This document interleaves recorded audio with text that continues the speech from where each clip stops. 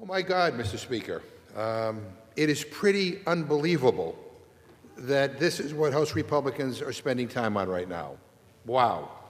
I mean, every time I think you can't do any worse, my Republican friends always defy expectations. People are standing in long lines at airports. Flights are delayed. Travelers are confused and they are frustrated. TSA officers are stretched thin, exhausted, being jerked around because Republicans cannot govern responsibly, even though they control everything. Now, let me set the record straight from the outset. Democrats are ready to fund the people and agencies that actually protect the public. TSA, FEMA, the Coast Guard, we agree they need full funding. And I think there's more than a few Republicans who would join with us in that. Just last night in the Rules Committee, 2 Republican members, including the gentlelady from Indiana, voted with Democrats on a motion to fund the TSA. Thank you for doing that. But that vote failed because Republicans voted against making it an order. But clearly there has to be some bipartisan appetite to try to get this thing resolved. I mean, take, for instance, Senate Majority Leader John Thune. I mean, the Republican who offered a deal to the department, offered a deal to fund the department outside of ICE, which, by the way, already has years of funding due to the Republicans' big, ugly bill. You know, the big, ugly bill, the bill that gave millionaires and billionaires tax cuts, that cut SNAP by $200 billion, that cut Medicaid by $1 trillion. They actually snuck in more funding for ICE and CBP in that. The Republican manufactured crisis could have been over, but that deal was shot down by Trump, who said, in Republican Senator John Kennedy's words, and I quote, "No deals with Democrats," end quote. He continued, and I quote, "It would have worked. We could have had TSA paid by the end of the week, but the president said no deal," end of quote. What is wrong with him? What's going on here? Let's be clear about what happened over the past few days. The Republican president tanked a deal offered by the Republican Senate Majority Leader to get us out of this crisis. This is the worst kind of politics, and it's why people are sick and tired of this Republican Congress. So TSA agents continue to go unpaid. FEMA and the Coast Guard continue to go without funding, all because President Trump decided to throw another temper tantrum. But Democrats are not in charge. Republicans control the House. I wish you didn't, but you do.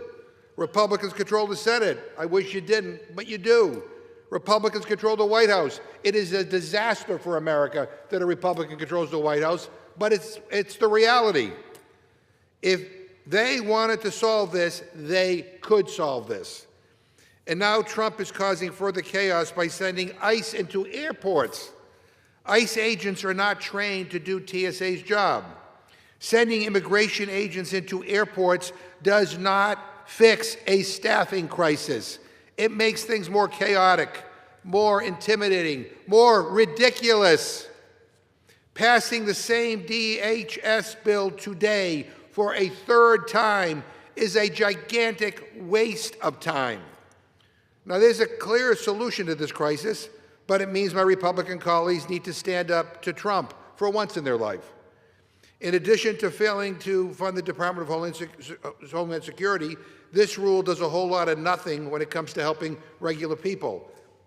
A non-binding resolution to say that Congress supports DHS. Boy, just what TSA agents want, a non-binding resolution to say, "Hi, how you doing?" I mean, that'll pay the bills. Give me a break. A bill about a single port in Mexico? And another bill about graffiti in D.C.? I mean, are you kidding me? Are you serious when you bring this stuff to the floor? I hate to tell you, but costs are up. Anxiety is up. The country is in trouble. And the president's recklessness abroad is making an already difficult economic picture even more dangerous for working families here at home. Donald Trump has dragged this country into another stupid, illegal war in the Middle East. And there's no doubt about it, working people are going to pay the price. Gas prices are already up $1 a gallon because of this nonsense. And for what? And for what? Yesterday, Trump was bragging that, quote, we won. Well, won what? Reuters reported at the same time that his administration was preparing to send thousands more U.S. troops into the region. I mean, that's not a strategy. That is not strength.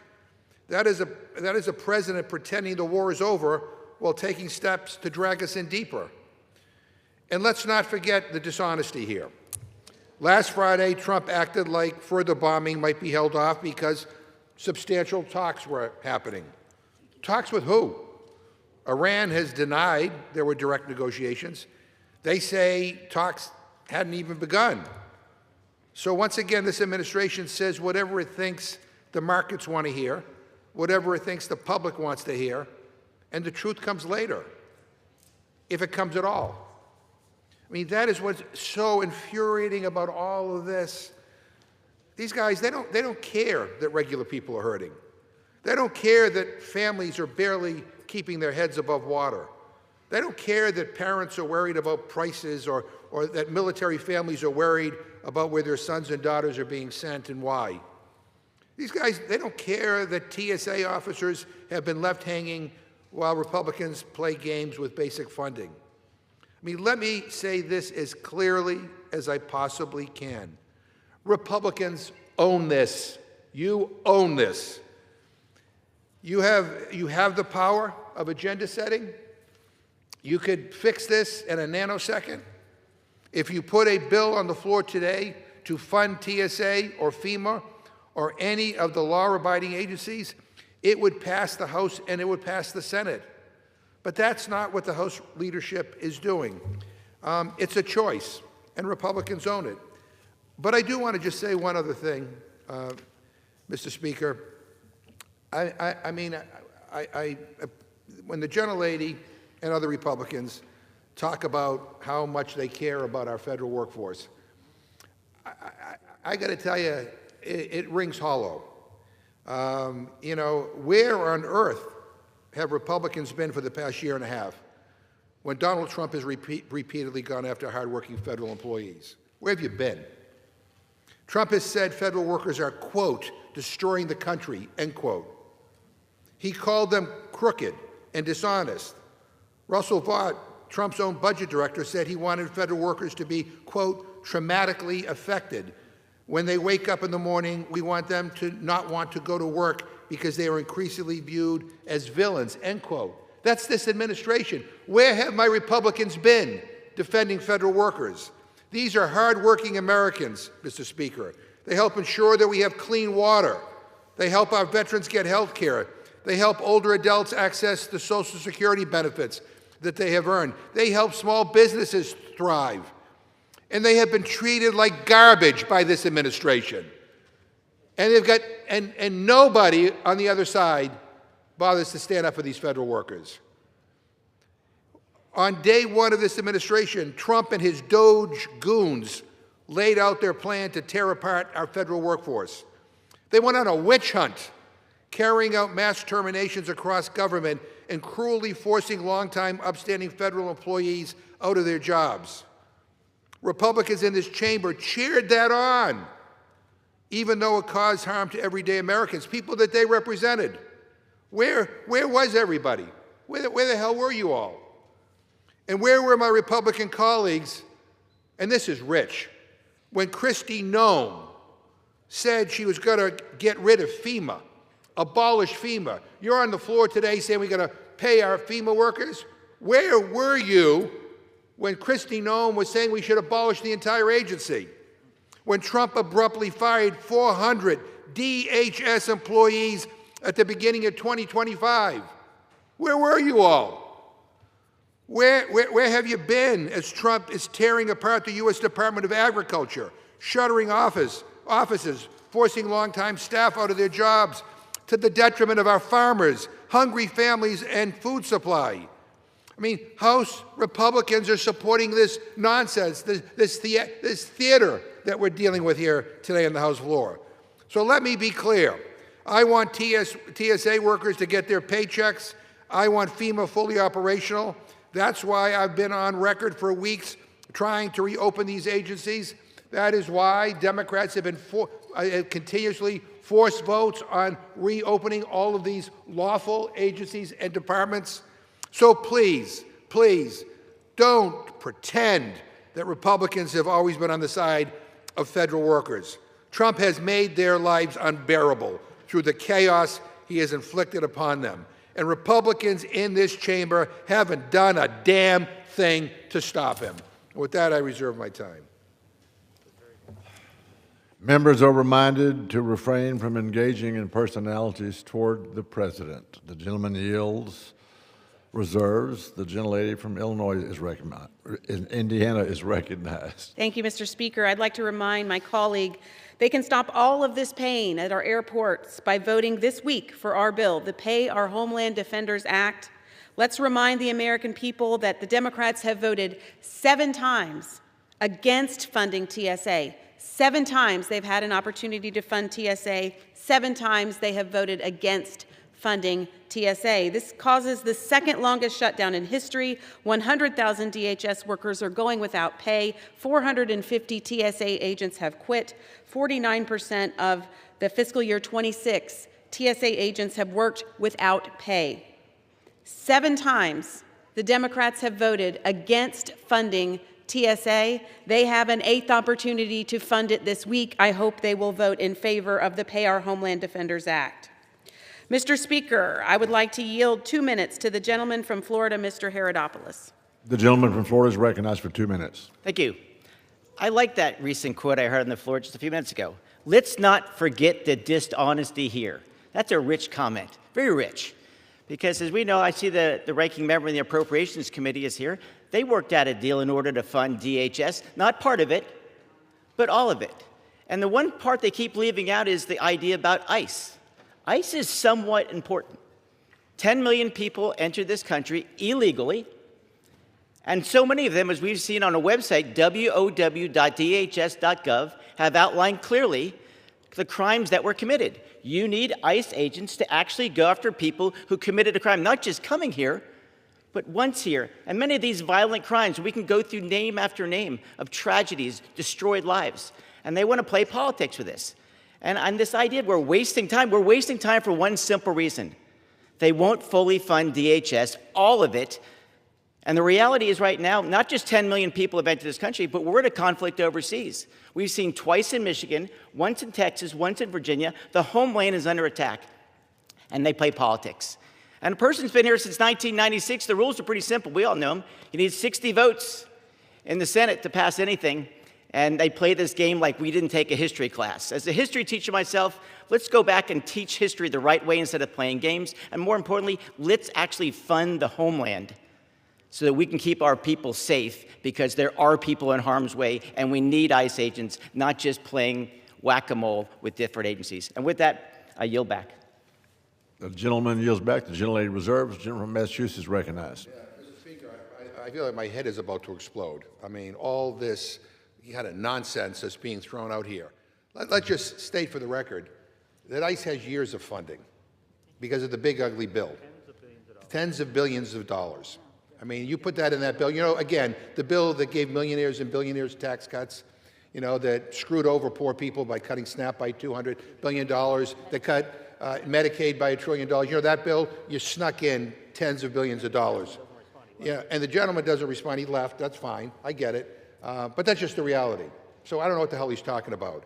And yeah, and to the extent that maybe there was some informal agreement on how to proceed, yeah, there might have been, but that was before ICE murdered U.S. citizens, before they murdered U.S. citizens.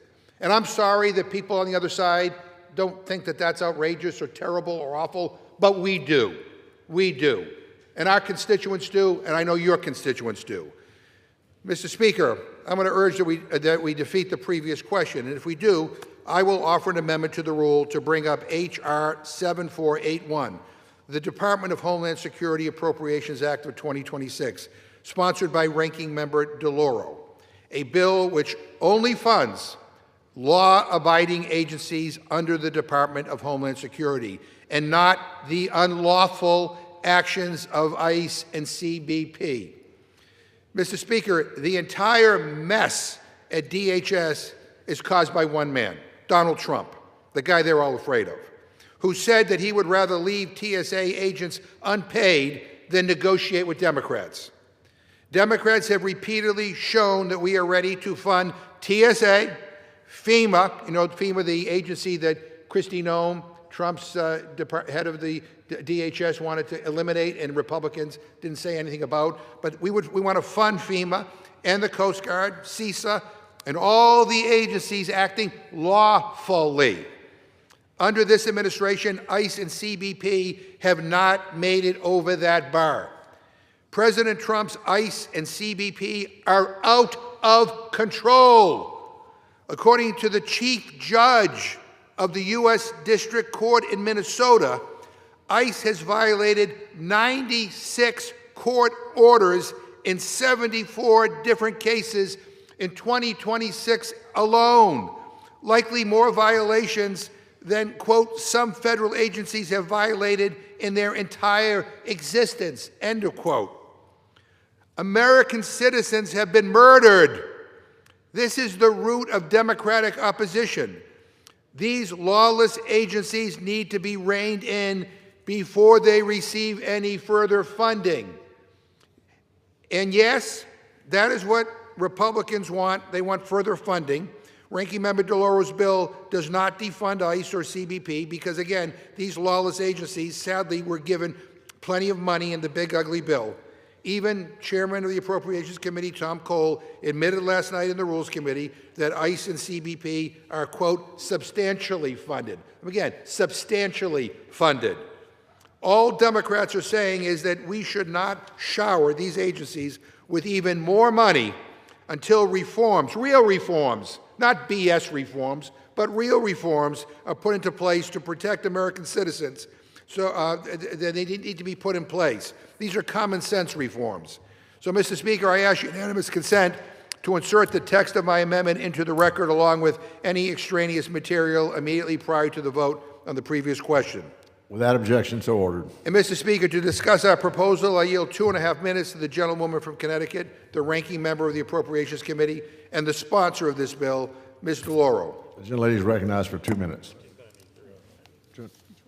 2.5 minutes. I thank the ranking member for yielding. Mr. Speaker, the bill at issue in this rule today is not a serious legislative effort. It is, once again, political theater. It is a bill that has already been brought up several times and has gone nowhere. This would be the third time. Third time is not a charm, my friends.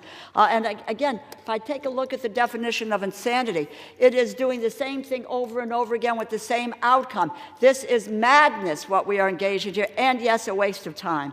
Unlike the bill Republicans have put forward, I have a measure that actually, and I introduced this before the shutdown, that actually has a good chance of becoming law if only Republican leadership would stop blocking it from receiving a vote. They keep saying no to paying TSA employees. Understand here, 85% of ICE and CBP agents are already being paid. So what is the administration doing? They are picking and choosing whom they want to pay. They're holding these other employees hostage for political gain. They view it as a political strategy.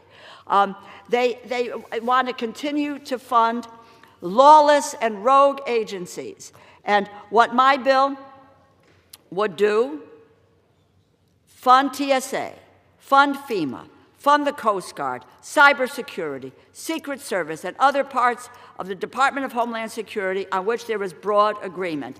And I have to just say, please, please spare me your concern over federal employees.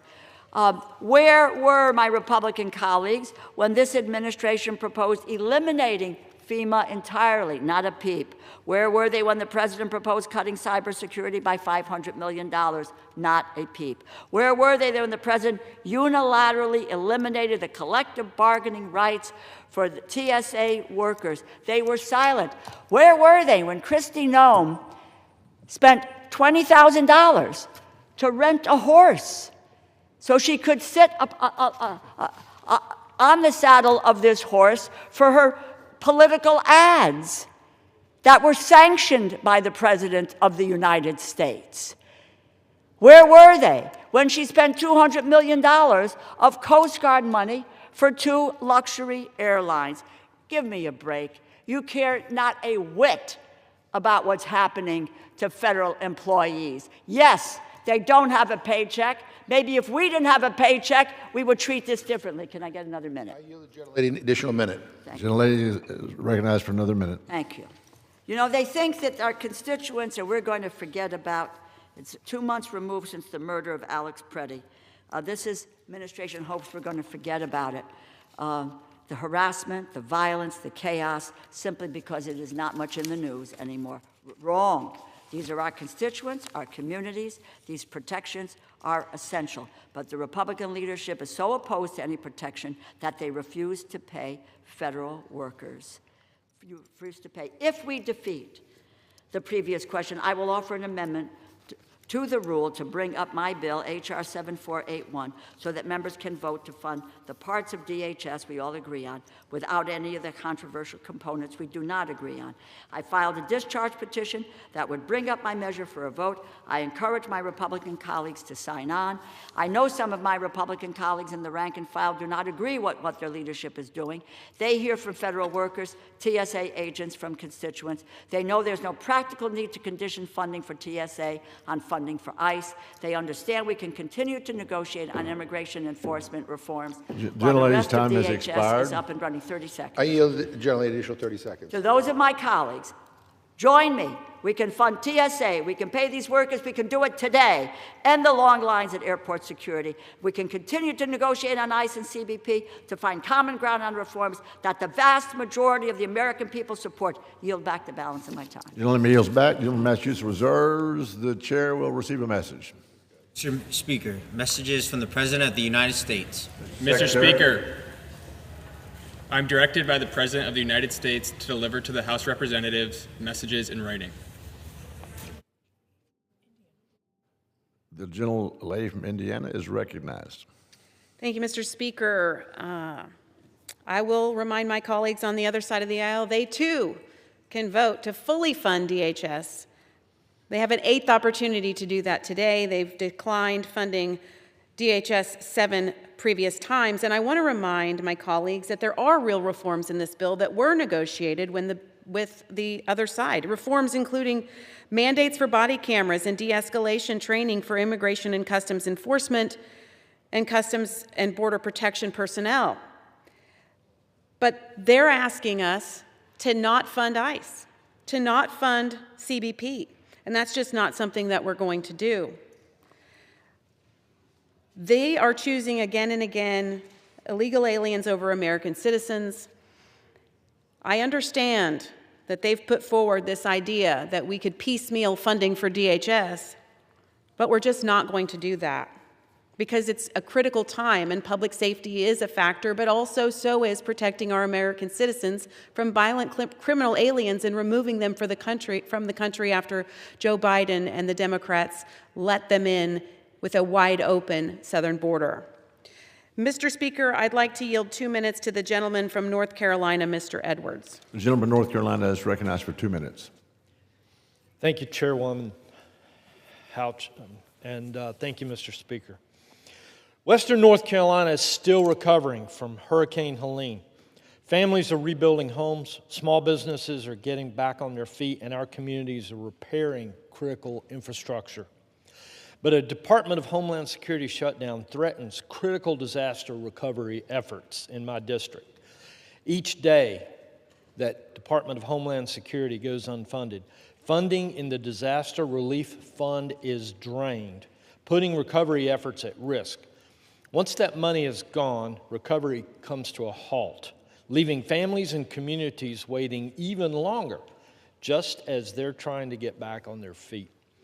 We can't let politics get in the way of disaster recovery. Every day that DHS is shut down is another day that families, schools, and roads in Western North Carolina are left waiting. I urge my colleagues, please fund DHS now and Let's help ensure Western North Carolina communities can continue to rebuild. We simply cannot wait. And I yield back. Yields back. The gentlelady from Indiana reserves. The gentleman from Massachusetts is recognized. Yeah, no, Mr. Speaker, as you know, we want disaster relief more than anybody. We've been fighting for that, and we've been fighting to protect FEMA. Again, where were the Republicans when Christine Noem and this administration were leading the effort to actually eliminate FEMA, get rid of everybody? I mean, where were you? And the gentlelady says we need to fund the unlawful agencies like ICE and CBP to protect American citizens. Are you kidding me? I mean, was that real? I can't believe I heard that. We have, ICE has gassed schools.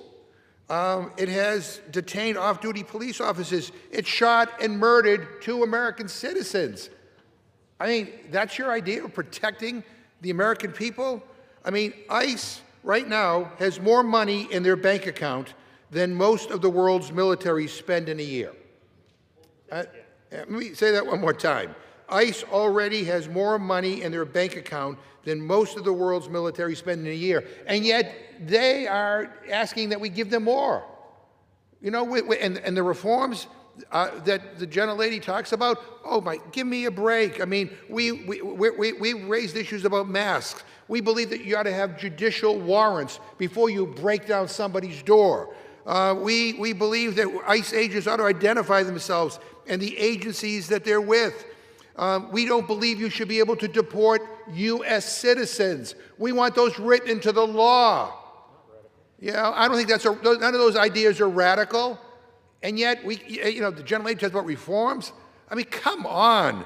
And again, we have an opportunity right now to fund all of the lawful agencies, and your beloved ICE and CBP, unfortunately, still have tens of billions of dollars that you guys gave them in the big ugly bill.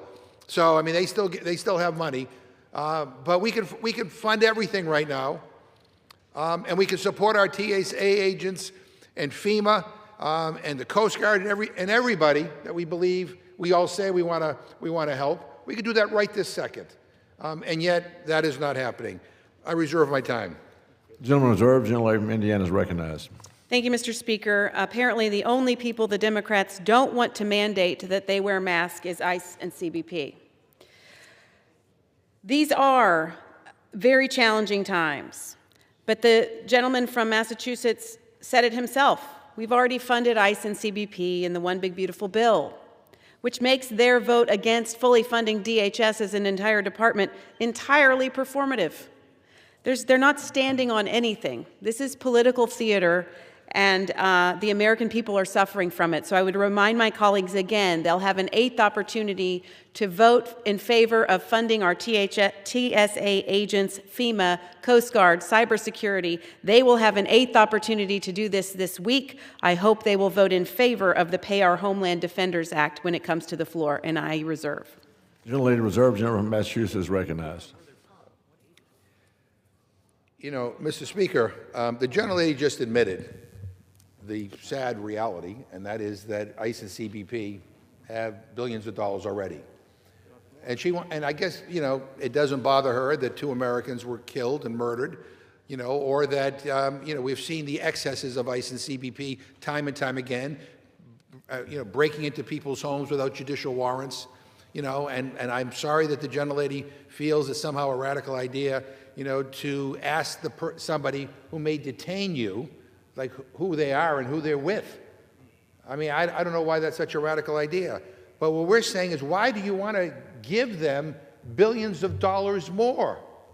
I mean, ICE already has more money than most countries spend on their militaries in a year. And you want to give them more money. And here's the deal. What we're doing here in the House is a joke. I mean, it's embarrassing. I'm embarrassed for this House and for this institution because my friends know full well that this is not going to pass in the Senate. And so they know how we get to yes, and that is to exempt ICE and CBP from this bill. everything else gets funded. If you want Democratic votes, that's what you need to do. And by the way, you control everything. You control the House, you control the Senate, you control the White House, and I love it. They're in control of everything, and they blame everything on Democrats, on somebody else. They take no responsibility. Yeah, I mean, I'm really surprised that the gentlelady hasn't blamed Joe Biden yet in her speech, which my Republican friends always do. I think you'll go back to Bill Clinton in the not-too-distant future, because they always find people to blame, but they take no responsibility. If you're in charge, you have the responsibility to not only set the agenda, but to lead. And that's what the American people are asking for, is some leadership, some truth, some honesty. And we're not getting any of that. Mr. Speaker, I want to talk about something different right now. I realize that I may sound like a broken record talking each week about the dysfunction of this Republican-led Congress, but unfortunately for you and for my colleagues across the aisle and for the American people, it just seems to be getting worse and worse and worse as this Republican majority keeps setting one terrible precedent after the other.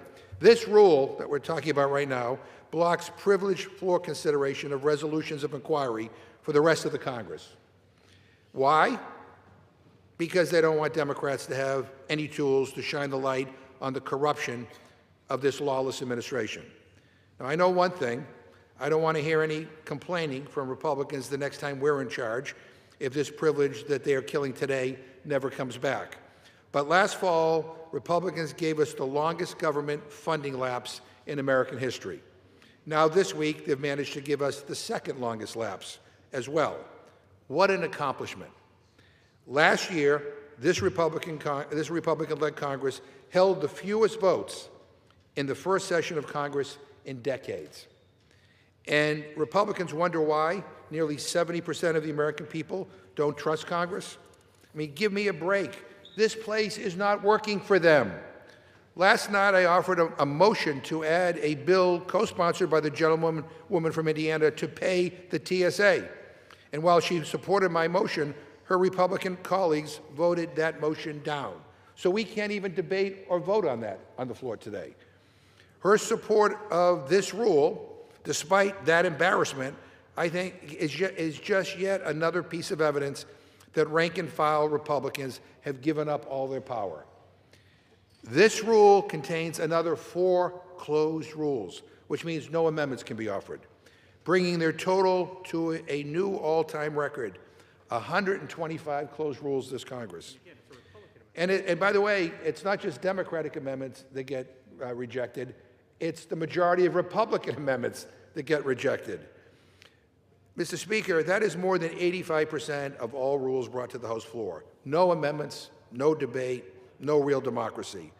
In fact, rules Republicans have not allowed a single amendment to be debated on the House floor in more than 2 months.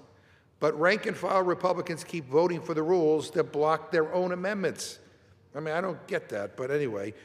Republicans have not allowed a single Democratic amendment in 3.5 months.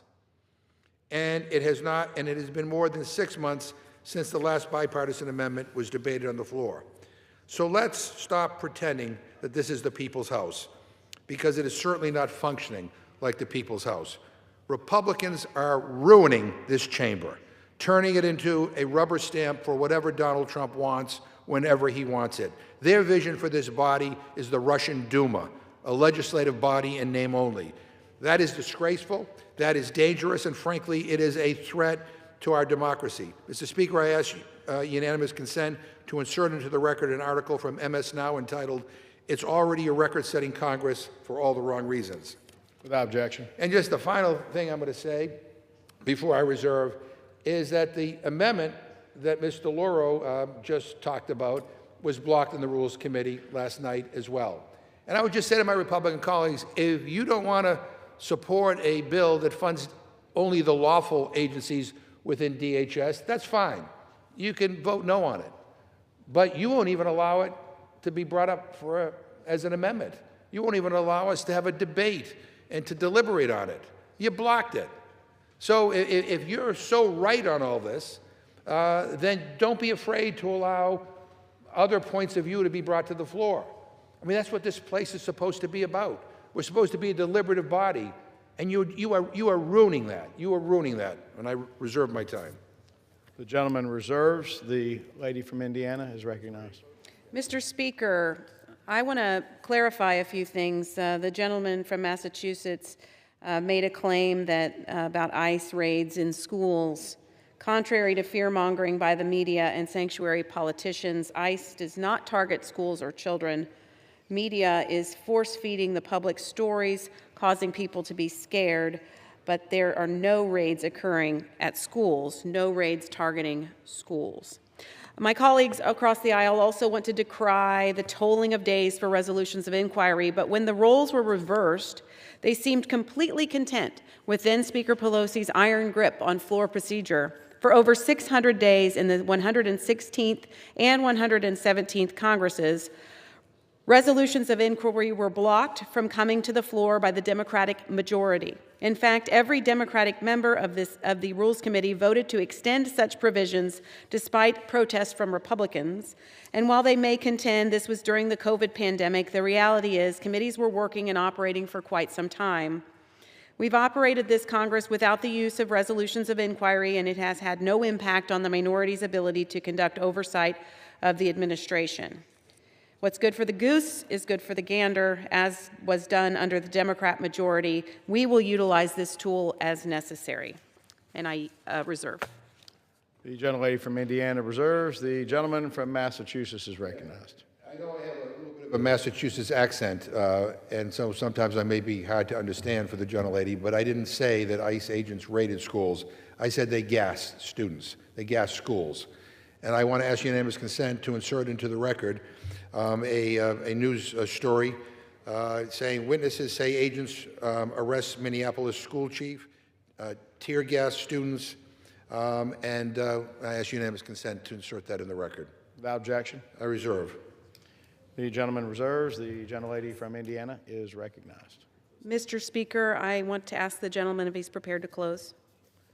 Is the gentleman from Massachusetts prepared to close? I am. How much time do I have left, Mr. Speaker? 2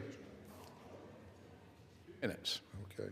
The gentleman from Massachusetts is recognized to close. I yield myself the remaining time. Mr. Speaker, at the end of the day, this is what it comes down to. The American people need help, and this Republican majority has nothing to offer them. People are worried about affording groceries. They're worried about gas prices. They're worried about what this war means for their family budget, for their jobs, for their kids, and for their future. Military families are worried about their loved ones being sent into danger with no clear mission and no clear plan. TSA officers have been forced to live with uncertainty while doing one of the toughest jobs in public service. And even Republican Senator John Kennedy admitted on Fox News that we could have had TSA paid by the end of the week, but the President, Donald Trump, has said no deal. Instead of fixing problems, Republicans waste time. They recycle the same old bills. They posture, they distract, they try to change the subject. And yes, cruelty is part of it too, because when people are hurting and leaders see the pain and still choose chaos and still choose stunts like this, still choose political games over actually helping anybody, that is not just incompetence, it's callousness and it is cruelty. One day, Trump says one thing, the next day his administration does the opposite. More troops, more escalation, more confusion, and regular people are left to absorb the consequences. They do not care that this war could send the cost of living even higher. They don't care that supply chains are getting hit. They don't care that farmers are getting screwed over. They do not care that working families are one more price spike away from disaster. The American people want to stop being jerked around. But the reality is Republicans do not care. If they cared, we would be debating bills to lower costs. That we would be demanding answers about this war. We would make sure that we paid people who keep this country safe. And they would be acting with urgency and seriousness. But that is not what we're getting. Instead, we are getting a Republican majority that is deeply incompetent, deeply unserious, and far too comfortable with making ordinary people pay the price for its failures. The American people deserve better. And I think I understand why Republicans are working overtime to make it harder for people to vote before November. I understand the SAVE Act because a state legislative district that the gentleman's time has expired. Just flipped blue last night. The American people are sick of this. They're not going to put up with this. I urge my colleagues to vote no on the previous question and on this rule.